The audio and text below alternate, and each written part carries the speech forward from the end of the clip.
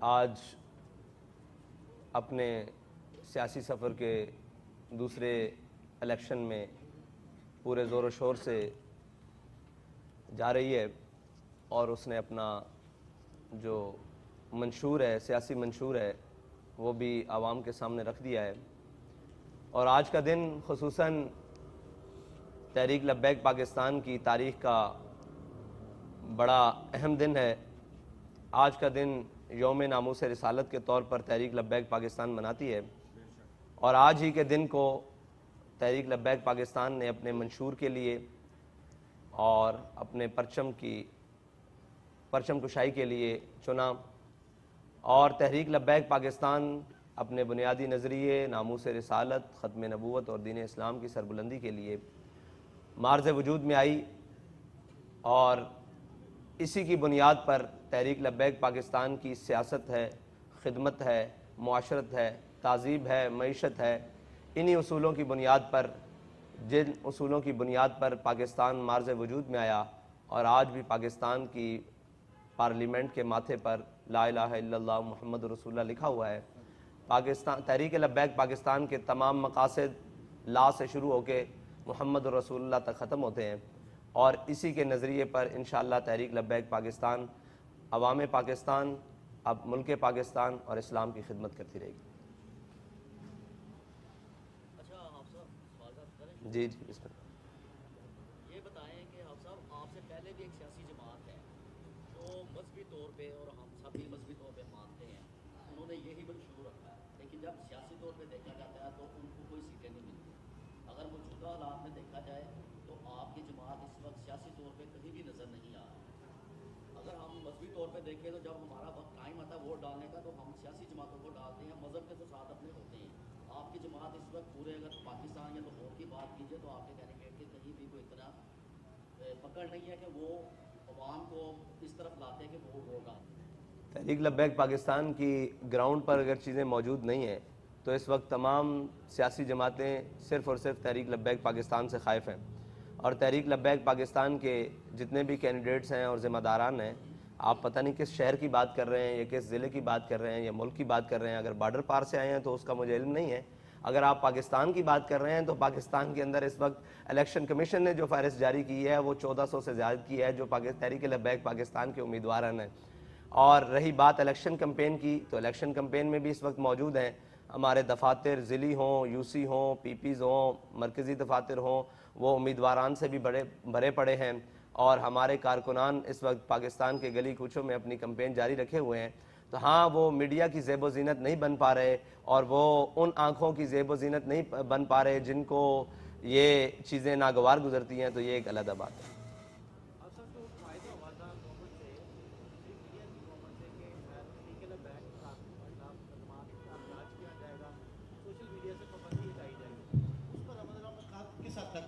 دیکھیں، وہ بتدریج کام جاری ہے۔ جو پاکستان کے اندر پابندیاں تھیں تقریباً وہ ختم کر دی گئی ہیں۔ اب ہیں بین الاقوامی پابندیاں جو دونوں حکومتوں کا شاخسانہ ہے، ایک مسلم لیگ نون اور ایک پی ٹی آئی، دونوں نے مل کر تحریک لبیک پاکستان کے نظریوں کو پھیلنے سے روکنے کے لیے سوشل میڈیا پر بین الاقوامی پابندیوں کو رائج کروایا۔ ان کے اوپر وقتاً فوقتاً کام جاری ہے، لیکن کوئی باقاعدہ حکومت آئے گی تو پھر اس کے اوپر کام ہو سکے گا۔ ابھی تو آپ کو پتہ ہے آئے نہیں لائے ہوئے لوگ بیٹھے ہوئے ہیں۔ میرا نام قاسم ارشد ہے۔ سر یہ بتائیں کہ آپ کے جو این اے اور پی پی کے حلقے ہیں، کیا تمام کانسٹیچوئنسی سے آپ نے اپنے امیدوار کھڑے کیے ہیں؟ دوسرا میرا سوال یہ ہے کہ اس ٹائم جو بنیادی مسئلہ ہے لوگوں کا وہ ہے کہ انہیں روٹی ملنی چاہیے، انہیں خوراک میسر آنی چاہیے۔ تو مذہبی جماعتیں جتنی بھی ہیں اس چیز کے معاملے میں وہ کار خیر تو کرتی رہتی ہیں۔ آپ کا جو بنیادی منشور ہے وہ کیا ہوگا؟ اور دوسرا، آپ کیا سمجھتے ہیں کہ آپ کے حلقوں میں آپ کی جو ٹکر ہے سیاسی طور پہ کہہ لیں وہ کن کن جماعتوں کے ساتھ ہوگی؟ اور اس کے علاوہ یہ بتائیں کہ اس انتخابات میں آپ کی جماعت ہے، جے یو آئی بھی ہے، جماعت اسلامی بھی ہے، مرکزی مسلم لیگ بھی ہے، تو آپ کی جماعت اس ساری صورتحال میں کہاں کھڑی ہے؟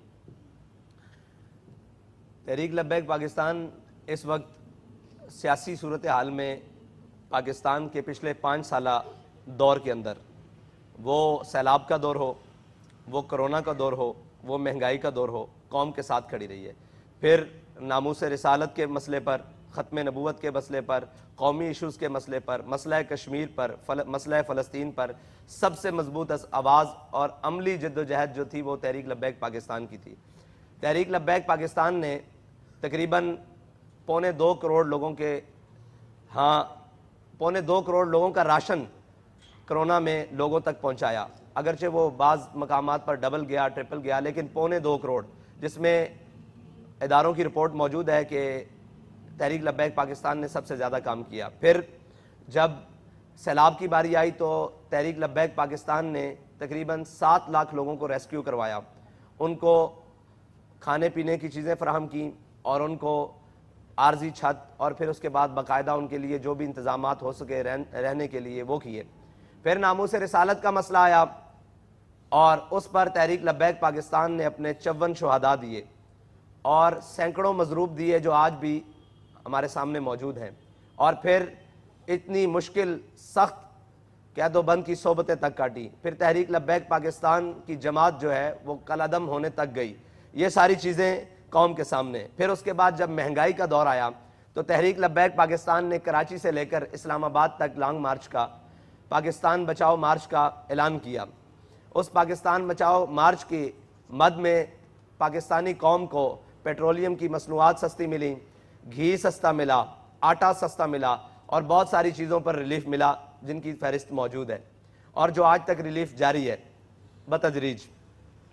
اس کے بعد آپ آ جائیں فلسطین کے امت مسلمہ کے مسئلے پر، تو تحریک لبیک پاکستان نے سب سے بڑا ملین مارچ پاکستان کے اندر انعقاد پذیر کیا، جس کو چشم فلک نے دیکھا اور فلسطینی رہنماؤں نے، حریت رہنماؤں نے، حماس کے رہنماؤں نے اس کو پاکستان نہیں بلکہ دنیا میں بڑے جو احتجاج ہوئے اور بڑے جو فورمز پر آواز اٹھائی گئی یا بڑے جو پبلک ہیوج کراؤڈ ہوئے ان کے اندر شمار کیا، اور ان کے رہنماؤں نے ہمارے سے خطاب بھی کیا اور ہمارا شکریہ بھی ادا کیا، اور اس کے لیے بتدریج آج تک تحریک لبیک پاکستان کی آواز جاری ہے۔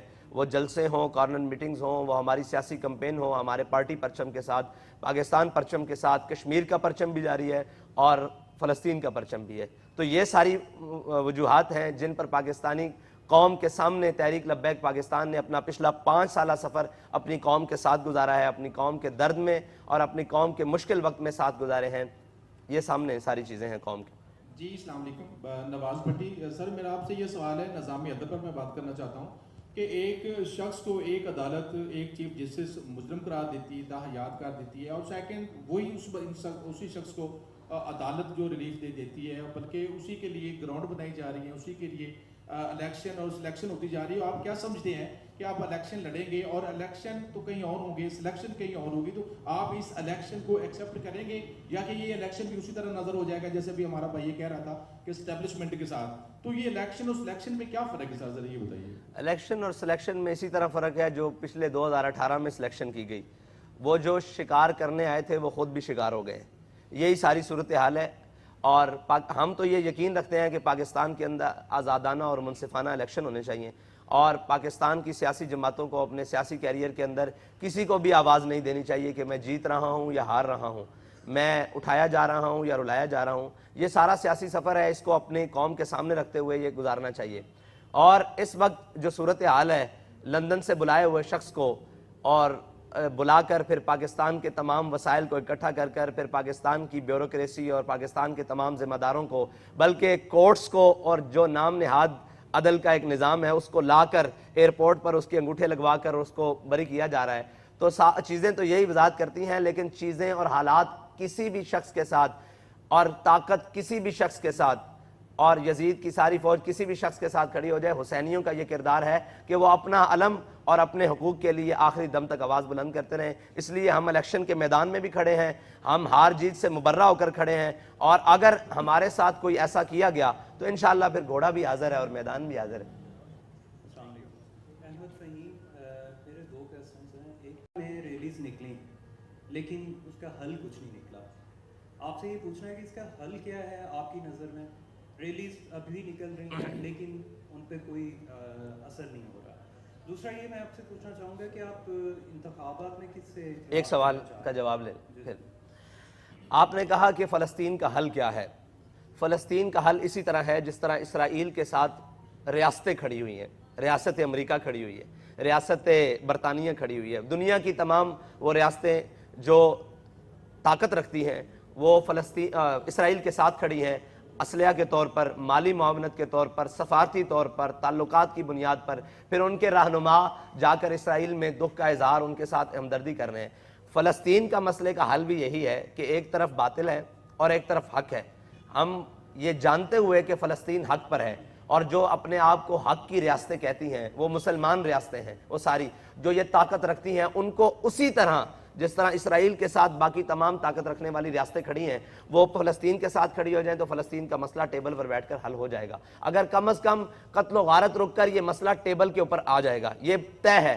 अगर हम ये कहें कि हमारी अखलाकी और सफारती ये हमारी हिमायत जारी रहेगी और ये हिमायत जारी रहेगी तो इस वक्त अखलाक में भी फ़लस्तीनी सबसे बुलंद हैं, सफारतकारी में भी वो सबसे बुलंद हैं, जो अपना खून भी दे रहे हैं, अपने बच्चे भी दे रहे हैं, अपनी सारी चीज़ें दे रहे हैं और उस अर्ज़ मुक़द्दस की तहफ़्फ़ुज़ के लिए अपने ख़ानदान तक कटवा रहे हैं। तो वो अखलाकी तौर पर, सफारती तौर पर इस वक्त उम्मत मुस्लिमा के तमाम ममालिक से वो आगे हैं।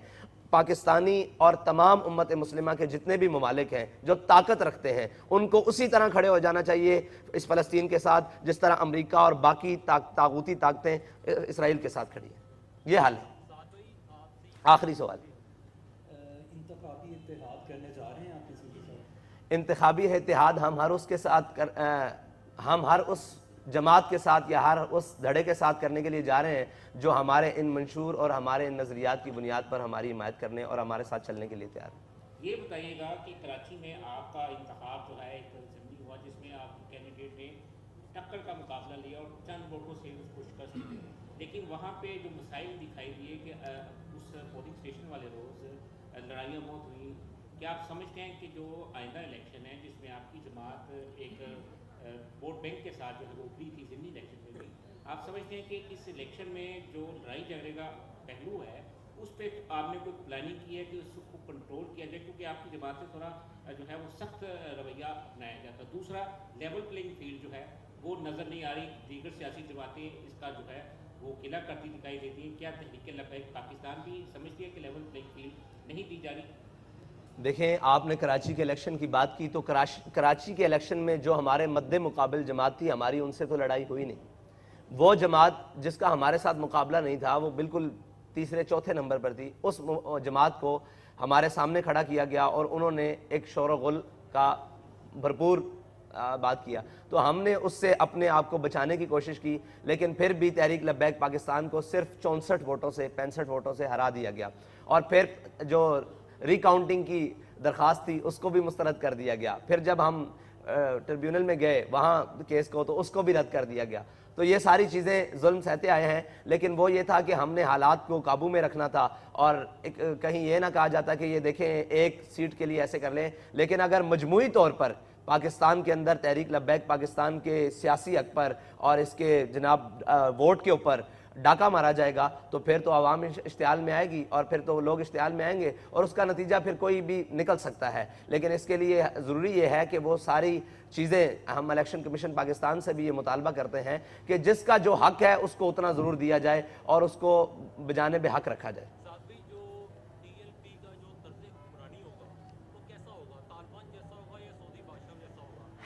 TLP का तर्ज हुक्मरानी इस्लाम जैसा होगा।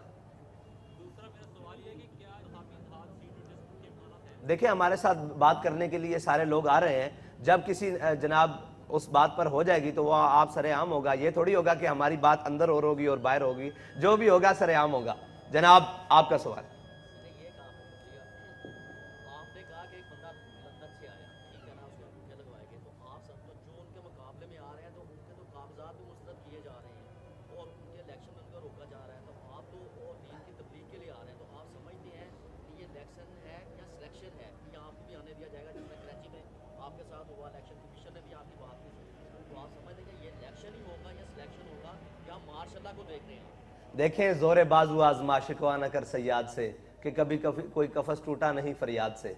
अगर अपना हक लेना है तो उसके लिए मैदान में रहना पड़ेगा। और जो ये हुआ है, कागजात छीने गए हैं, जो लोग उठाए गए हैं, तजवीज़ कुनिंदा, तायद कुनिंदा, उम्मीदवारान उठाए गए हैं, हमने इसकी सख्ती से मजम्मत की है। हम ये कहते हैं हर पाकिस्तानी शहरी को, ہر پاکستانی شہری کو پاکستان کا آئین حق دیتا ہے کہ وہ اپنا الیکشن لڑے, وہ اپنی سیاسی جماعت بنائے, وہ اپنے کسی بھی منشور کے اوپر الیکشن لڑے جو پاکستان اور اسلام کے مفادات اور اس کے نظریات کے خلاف نہ ہو. تو یہ تو ہم بنیادی طور پر کہتے ہیں, اور الیکشن ہر پاکستانی کا حق ہے, وہ کوئی بھی جماعت ہو, وہ کیسی بھی جماعت ہو, اس کو حق ملنا چاہیے جو الیکشن کمیشن پاکستان کے اندر رجسٹرڈ ہے. سر ظہیم لغاری مخاطب ہوں آپ سے. سر جس طرح باقی جماعتوں کے ساتھ کرپٹ لوگ, کرپشن والے لوگ, ظالم جن پہ کافی ایف آئی آر ہوتی ہیں, وہ الیکشن لڑتے ہیں, پچھلی دفعہ کچھ آپ کی پارٹی کے ساتھ بھی ایسے لوگ تھے, میں نام نہیں لوں گا, پرسنل ہو جاتا ہے, کیا اس بار بھی ایسا ہوگا یا ڈفرینس ہوگا؟ دوسرا مجھے بتائیے گا کہ جس طرح پاکستان میں ماؤں بہنوں اور چادر چاردواریوں کا تقدس پامال کیا جا رہا ہے, اس کی آپ مذمت کرتے ہیں؟ جناب آپ نے کہا کہ کرپٹ لوگوں کا جن کے اوپر ایف آئی آرز ہیں, دیکھیں ایف آئی آرز تو اس وقت پاکستان کے اندر جس شخص پر سب سے زیادہ ہیں وہ سعد حسین رضوی ہے, اور اس سے پہلے جس پر سب سے زیادہ ہیں وہ علامہ خادم حسین رضوی نور اللہ مرکزہ ہوں, جن کے اوپر 1400 سے زائد ایف آئی آرز ہیں, اور جو چھپائی ہوئی تھیں وہ 2200 نکلیں, اور آج بھی ہم پر ہیں. دیکھیں یہ الزام ہے, اور وہ آپ کے سامنے رقیبوں نے رپٹ لکھوائی ہے جا جا کے تھانے میں کہ اکبر نام لیتا ہے خدا کا اس زمانے میں. تو ہم پر جو ایف آئی آرز موجود ہیں, اور ہماری یہ شورا کے جتنے اراکین کھڑے ہوئے ہیں, یہ ایف آئی آر سے مطلب ہمارے نامہ اعمال بھرے پڑے ہیں. اگر آپ یہ کہیں کہ یہ کرپٹ ہیں, یہ چور ہیں, ہم پر ایف آئی آر پاکستان کاٹنے پر, پاکستان کو توڑنے کے, پاکستان کے ساتھ غداری کرنے پر, قوم کا مال لوٹنے پر ایف آئی آر نہیں ہے. ہمیں حق کی صدا بلند کرنے پر ایف آئی آرز ہیں, اور اس پر ہمیں فخر ہے, اس پر ہمیں فخر ہے, اور ہم نے لسٹیں ساری جمع کروائی ہیں. دوسری بات آپ نے کی جس طرح ماؤں بہنوں ہاں, چادر چاردواریوں کا تقدس ہم پامال نے کیا تو جا رہا ہے. اس وقت بھی کی جب سب لوگ 9 مئی کی مذمت کر رہے تھے, اور ہم ماؤں بہنوں کے تقدس کی مذمت کر رہے تھے, جو ان کے اوپر بے حرمتی کی اس کا مذمت کر رہے تھے. اور ہم نے یہ کہا تھا کہ تیری میری کی ہوندی ہے, دی جلیا دی ہوندی ہے. وہ عمر ڈار صاحب کی والدہ ہوں, وہ صنم جاوید صاحبہ ہوں, کوئی بھی ہوں, ماؤں بہنوں کی سیاست کے ہم قائل نہیں ہیں. ہم نے تو ہمارے خلاف اتنا زیادہ سابقہ جناب وزیر اعظم صاحب کی بیٹی نے اتنی باتیں کی ہیں, آج تک ہم نے ان کا نام بھی اپنے لبوں پر نہیں لے کر آئے, اس لیے کہ ہم یہ سمجھتے ہیں یہ چیزیں, اور یہ سیاست مردوں کا میدان ہے, اور وہ ہمیشہ میدان میں ہونی چاہیے, گھروں تک سیاست نہیں جانی چاہیے. یہ اس کا ہم بھگت کر آئے ہیں. اور افسوس کی بات یہ ہے کہ جتنی بھی پارٹیاں ہیں ان کو پہلے اقتدار ملا ہے اور بعد میں وہ مشکلات میں آئی ہیں. تحریک لبیک پاکستان وہ پہلی پارٹی ہے جو پہلے مشکلات میں ہے, اقتدار اللہ تعالیٰ دے گا تو وہ اس کا مقدر ہوگا. بہت شکریہ جی. ایک سوال ہے سر, ایک سوال ہے, آپ کے مقابلے میں ایمان طاہر صاحبہ ہیں, تو آپ سیاست مد مقابل ہیں اپنے ابو طاہر خاتون کے مقابلے. جی جی جی, تو کیا کہنا چاہیں گے؟ میں یہ کہتا ہوں کہ میں ان کی گرفتاری کی سخت مذمت کرتا ہوں. ان کو یہ مکمل حق ہونا چاہیے کہ وہ الیکشن لڑیں, ہار جیت تو مقدر والی بات ہے. سر آپ نے نیا منشور آ گیا, بولے بولے. نیا منشور, ساری چیزیں آ گئی, کیا اب جو امیدوار ہیں وہ الیکٹیبلز لیں گے یا اپنے پرانے کارکن ہوں گے؟ دیکھیں ہمارے الیکٹیبلز بھی ہمارے پاس ہیں, ہمارے نظریاتی امیدوار بھی پاس ہیں, نئے آنے والے امیدواروں کو بھی خوش آمدید کہتے ہیں.